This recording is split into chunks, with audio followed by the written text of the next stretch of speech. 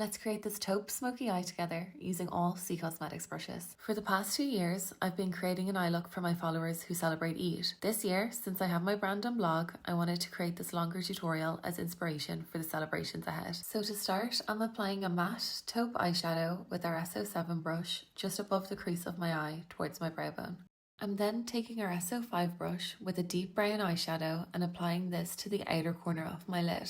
With the same S07 brush that we started with, I'm using the other side and applying my face powder to the inner part of my lid and crease. I like leaving this area free of eyeshadow sometimes for a softer look.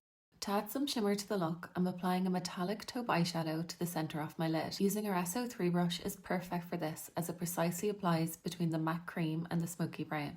For some extra dimension, I'm adding some sparkle. I didn't have the exact shade I wanted, so I'm mixing these bronze and silver liquid eyeshadows for the perfect shade.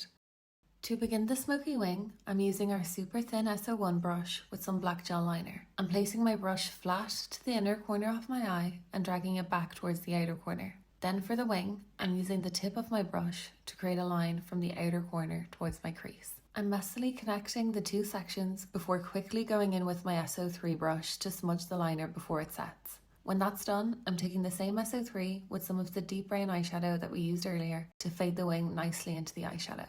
I've just applied black liner to my waterline and I'm now using the tip of our S02 brush to apply some black eyeshadow to my bottom lash line. Then softly blending with our S03 and just a small bit of that brown eyeshadow from earlier. To finish off the look, I'm going back to my S01 brush with some black gel eyeliner to create an inner corner wing. And that's it. I really hope you love this look. Thank you so much for watching.